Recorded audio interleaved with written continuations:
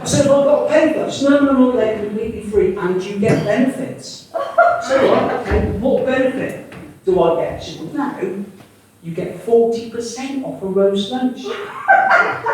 Oh, I took the card and I'm walking back and I'm looking at this card and she was right, you do get 40% off a roast lunch.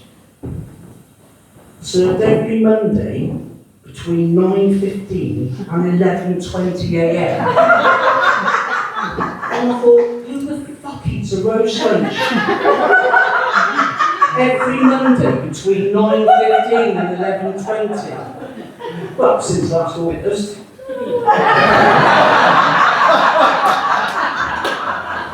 She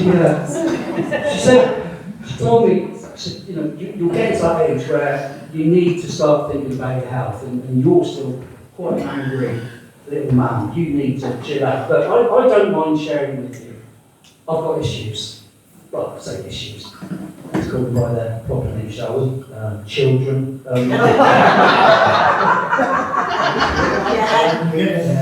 30, they're not even kids, 30, 43, 44. And they came round at Christmas, right? And they started on me. And what kicked it off was I watched a documentary about the melting of the polar ice caps. And the people that it was most affecting, I said, I watched this documentary, and the people that it was most affecting were the Eskimos. You can't say that word. That is so discriminatory, that is so racist. I said, it's just a word I wrote. So the thing is, they said, you've not experienced discrimination. I said, right. I applied for a gig last year in Bristol, and it said acts wanted, particularly those of LGBT or POC. So I phoned up, so I'm interested in the gig. They said, are you LGBT? I went, no. They said, are you POC? I said, okay, I'm still unsure what that meant. They said, a person of colour. I said, yes, I am. They said, what colour are you? I said, ginger.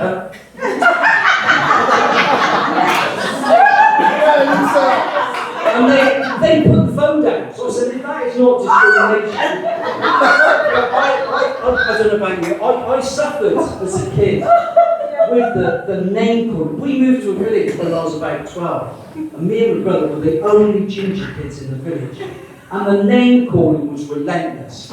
Ginger nut, Duracell, Coppernog, you pair of little ginger wankers. And I'd been saying, Dad, just leave it out. I was thinking about my dad the other day because I was watching something on YouTube. And young people, you'll probably remember this, on a Saturday we used to have World of Sport. And around 4 o'clock they used to have wrestling. And afterwards, me and Dad would have to pretend wrestle and I'd try and pin his shoulders down to the count of 3. And the last minute, he'd always, I was only about 6 or 7, last minute he'd always pop his shoulder up. And I think, looking back, he was trying to teach me a life lesson. And that being, no matter how hard something is, if you persevere, when you achieve it, it'll be brilliant. And he was right. So I can remember the day I finally managed to pin his shoulders down for the count of 3 was just brilliant. It was out of this world. He was 88 at the time.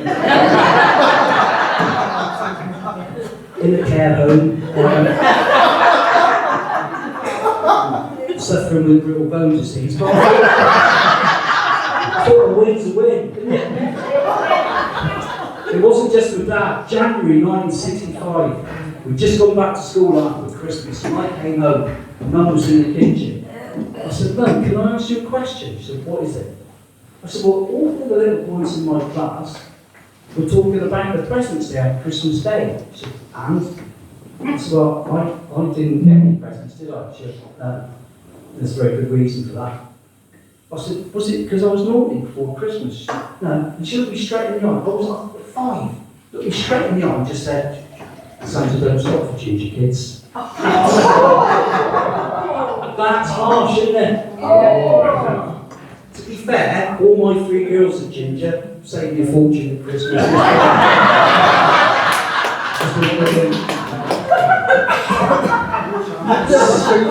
So, I've got to be honest, I'm not keen on this. I'm not keen on this getting older business. It's not so much the getting older, but we don't know how long we've got. And a little while back, I was thinking a lot about dying, Right? And it was really bothering me. And I was talking to my friend about it, and she said, "What are you worried about?" I said, "Well, you know, it's just a formality and everything else." And she said, "Well, okay, so think of it like this. Remember that time when you were in your mother's womb?" I went, "No." She said, "Well, it'll be like that." And that's a lovely way of looking at it, isn't it? It's brilliant. Because we are attending a lot more funerals than weddings. I am finding that, and every funeral we go to, we say, "Oh, this man would have wanted to go." How do they know that? I don't know how I want to go. I certainly don't want to go if I'm out shopping in the middle of Tesco. I don't want to go if I'm driving the car, and I certainly do not want to die during sex. Because if my wife went late, she'd kill me. But when we retired, we made the pact together. We said we will not do the old people's thing and start watching TV in the afternoon. At 5 o'clock, Chase comes on, that's our people time, that's fine. We've now got to a stage where the TV's going on at 12:30 in the day. And it's fairly obvious that the adverts are aimed at a certain demographic, because they all start off innocent, you know. Stand stair lifts, walk-in baths with older ladies in one-piece swimsuits. And I know Ralph was mentioning the advert of ponchoing for older ladies. And I'll be honest, I was the same. When I was 15, somebody up to the age of 45, 50, that was fair game then. And that was like a 35, 40-year age gap, right? I'm 68 now, that 40-year-old ratio doesn't work the same. I am now straying into Mary Berry territory. And I said this at a gig the other week, and this bloke probably sat where you were, full of sandwich, and there's nothing wrong with Mary Berry, mate. I would. I looked, I said, "How old are you?" She was 32. He had his wife with him, she looked disgusted. He had another lady on the other side. Turned out it was his mother-in-law. She was beaming, and she had a remarkable resemblance to Mary Berry. But once you get past those adverts, a bit later on in the day, it starts to go downhill a bit, doesn't it? Then you get simple cremations and funeral plans. I know a little bit about funeral plans, because when my mum died in 2019, she had a funeral plan with the co-op, and I had to go and sort it out. And I went in, I said, "I've come to talk about Jean Hill's funeral plan." She said, "Have a seat." So I sat down and she said, "How old are you?" I said, "Well, I'm 63. And what's that got to do with it?" "Well, have you got a funeral plan?" I went, "No." "Well, you should, because you could go at any time." She said, "Do you know what it entails?" I said, "Well, roughly." She said, "Look, if you pay us £4,000 now, you can plan the whole thing. You can choose whether you want to be buried or cremated. You can decide where you want to wake, you can put some money over the bar, you could have a band, a disco, you could have fancy, whatever you want, you can have." We had a conversation for about 10 minutes. We've got to be honest, at the end of it, I was looking forward to my own death. It's going to be a fun day.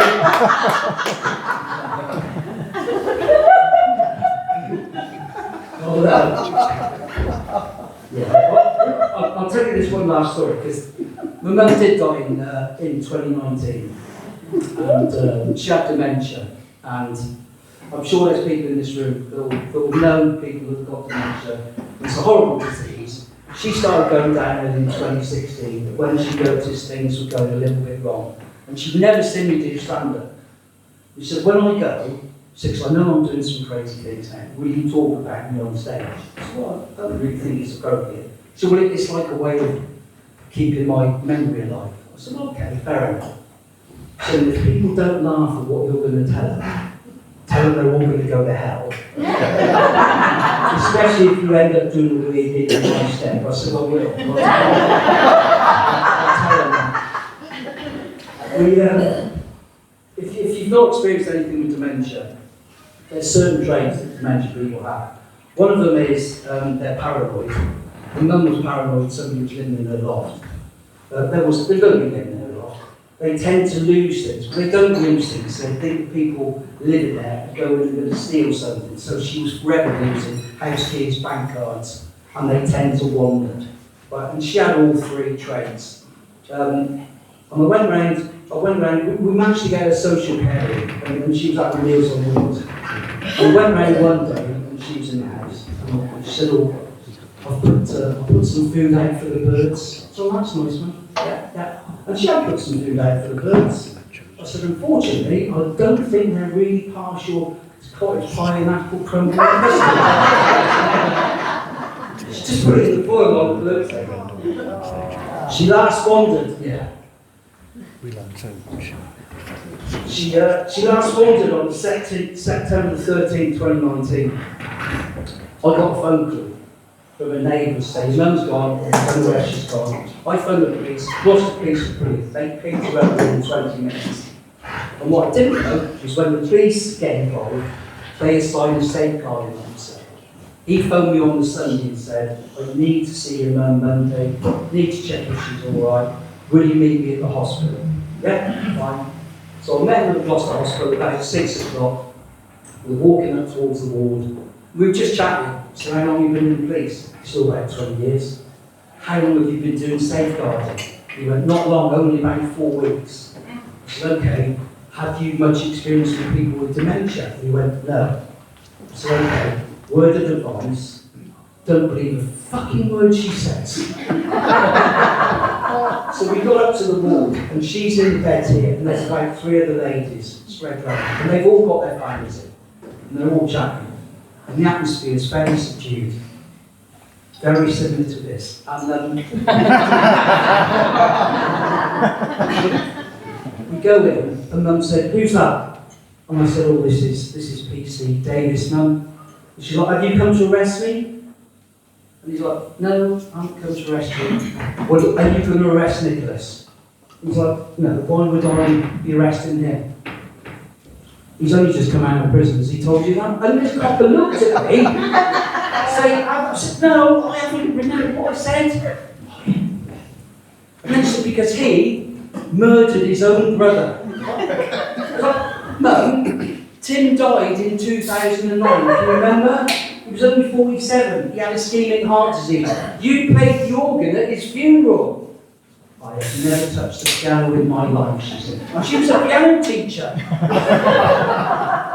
By now, everyone else had stopped talking because they wanted to hear what she was going to say next. And then she came out with, "And he made me have sex with him before we were married." Woman opposite said, "That is disgusting." I'm like, "It didn't happen. Look, she's not well." I said to this policeman, "I can't deal with this. Sorry, we got to go." "That's fine." We got to the door, we were just about to go out, and under her breath, and I don't know to this day whether she knew what she was doing or not, but she just said, "It's that poor dog I feel no sorry for."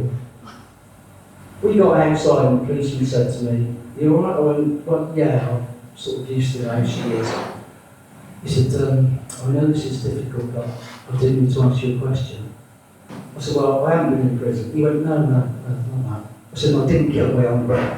He went, "No, I get that." I said, "And certainly didn't have sex with her." He said, No. "Have you got a dog?" And of course the answer was, "Well, yeah, we have." And he just looked at me as if to say, "I wonder what else she said was true." And that was it. And that was the last time I saw her. She died a week later. Oh. Shit happens, doesn't it? I never know whether to tell that bit in the gigs or not, but I quite like telling it. And thank you very much for listening. So, on that note, I'm going to go and finish my Guinness Extra. Can we just give it up for Darry, for MC tonight? And we're looking to people who are 40 people didn't buy tickets from Matt's Voices playing just down the road. So, thanks all that. Thank you very much.